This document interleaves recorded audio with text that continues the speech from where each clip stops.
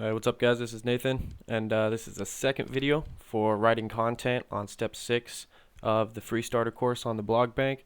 So if you were watching that last video, I showed you guys how to write through an article, everything you need to know basically. I'll just summarize really quick. Just do it off the top of your head. Don't try to like sell what you're talking about, or don't try to sound like a salesman to your people. Don't try to do like the whole hype thing, because that's what's going to get you in trouble and it's going to turn away a lot of readers.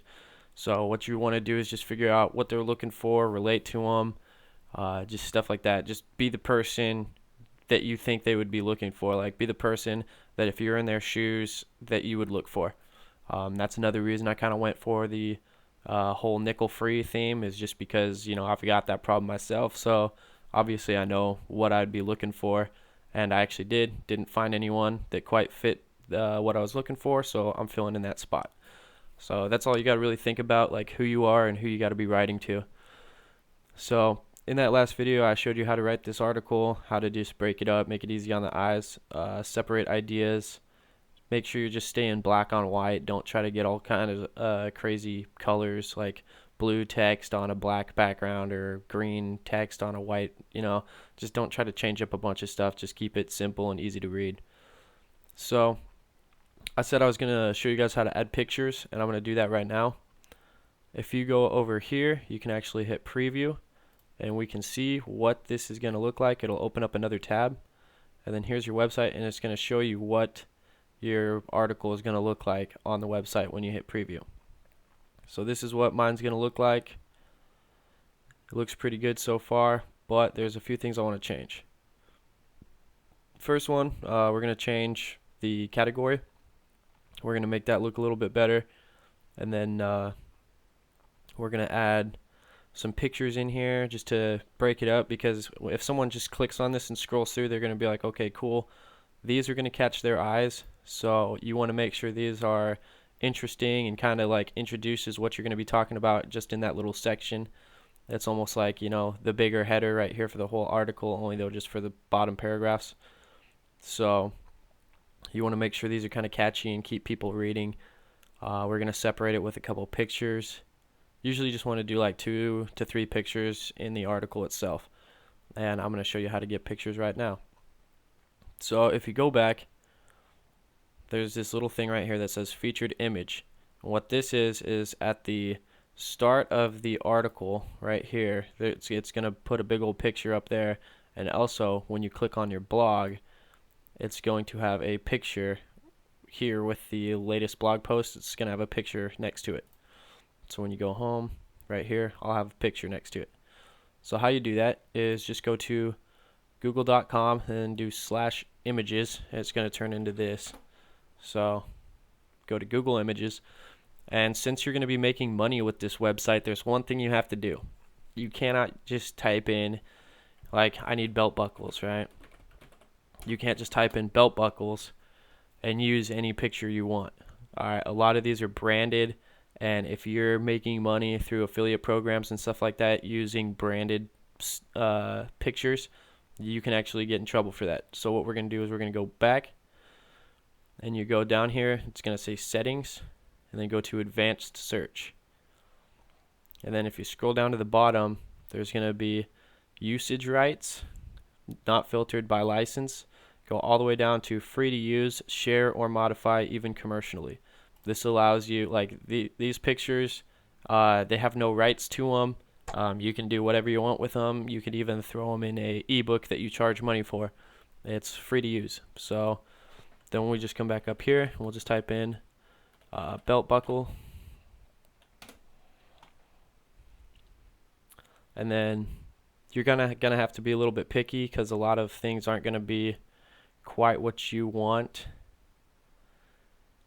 But this right here, I can relate to that. See, this is really relative, because you can actually see here's the metal on the belt buckle, and then there's like his stomach. That was my problem, is my belt buckle went above my pant line and touched my stomach. So that right there automatically relates with me, and I see myself as a reader, so I can relate to that image. You want to just use images that relate to what you're talking about.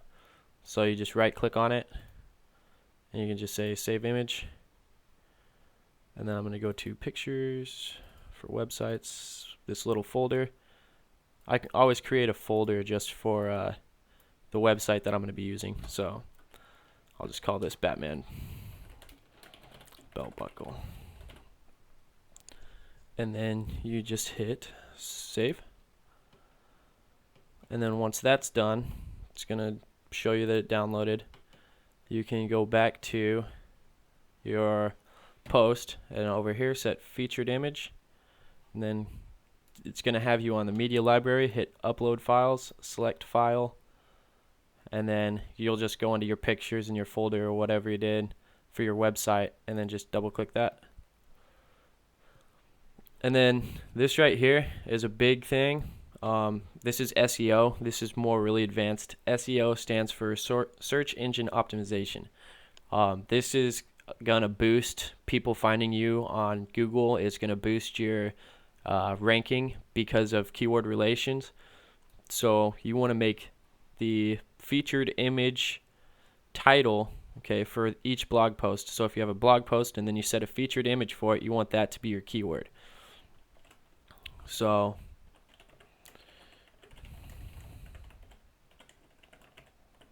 this article is allergic reaction to belt buckle. So you want to set that as the title. Just copy and paste and put that as alt text.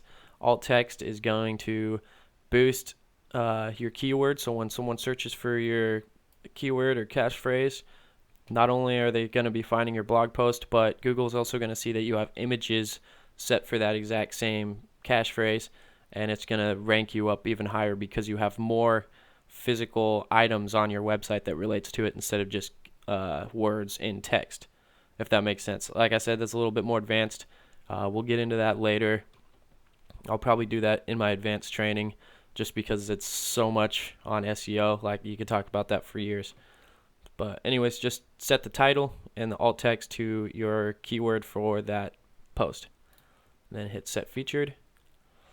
And then next thing you want to do is we'll add tags. You can say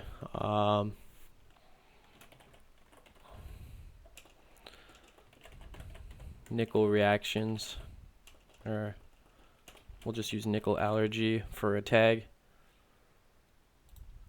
Add tag, and then category. We want this to be add new category. We'll call that the same thing. We'll just say nickel allergies. So category of nickel allergies. Boom. Uncheck that. And now when you hit update,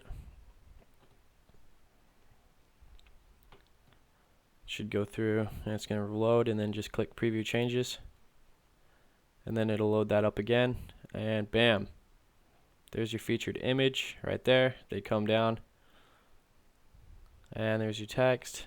Then when you come all the way down, remember we said that we were going to fix that, so now it's in the nickel allergies category folder, and then the tag for it is nickel allergy. And what that is if someone clicks on that or searches for anything that you write about that you put that tag in, it's going to show you the tag nickel allergy, and it's going to give you all the blog posts that are related to it.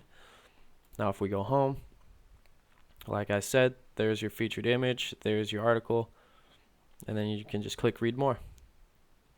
Alright, so that's the very basics on writing content and creating blog posts. I'm going to go back here, and we're going to hit update that. Anytime I leave a blog post or an article, even if I know for a fact I didn't change anything, I always hit update, because I've accidentally closed out of tabs before, and you get really frustrated when you lose 35-40 minutes of work. So always just hit update. Alright, so I'm going to go back right now. I'm actually going to go back and add a couple more pictures. That was the wrong button.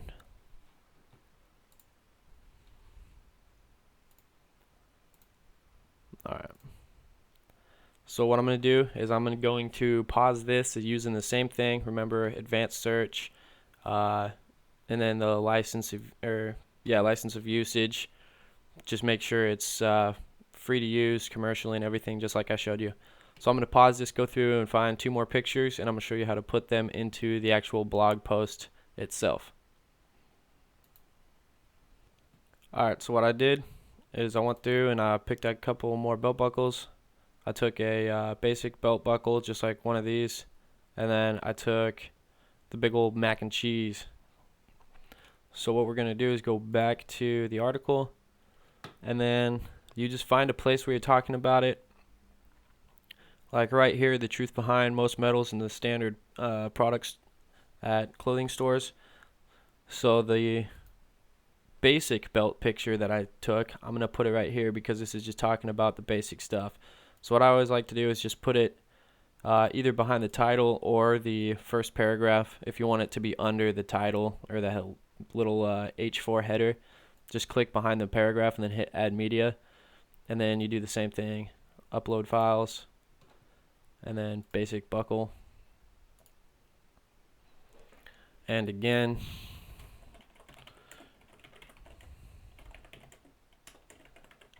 make sure you get your cache phrase in there, copy paste, and then down here you can change this stuff right here. I usually just say none just because you don't need to have that linking to something else. And then I'll do like medium or full size. Actually, just do full size and I'll show you what you can do. So it's going to be huge. Just drag it down and bam, perfect. And then we'll come down here.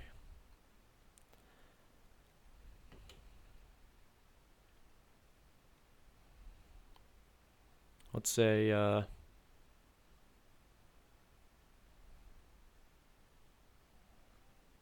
we can do another one right here. Add media, same thing.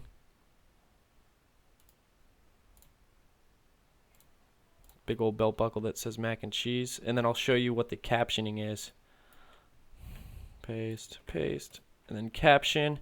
You could say like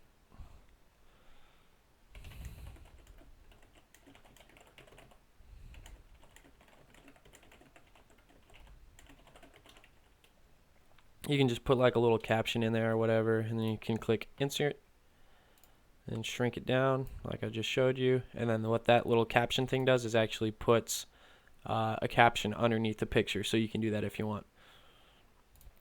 I'll actually make this a little bit bigger, and then just come back up here again, hit update,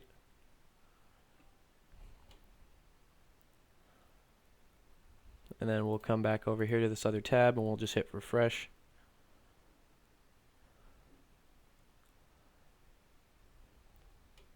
And then you can scroll through, and then you'll have pictures, which, you know, gives someone something to look at while they're just reading. They could be reading through, and then they'll see something, they could look at it and just be like, okay, yeah, that's just a basic belt, you know, and it relates to what they're reading about. Make sure what you're writing about actually relates to your article. Don't just be throwing in random pictures.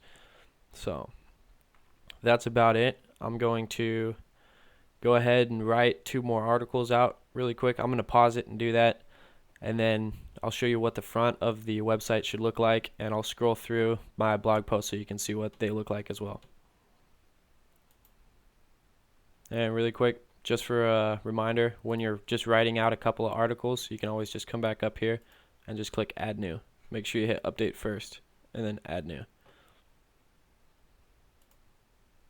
Alright, so I went ahead and wrote 2 more articles. If you check it out, you can come to my website, nickelfreeme.com.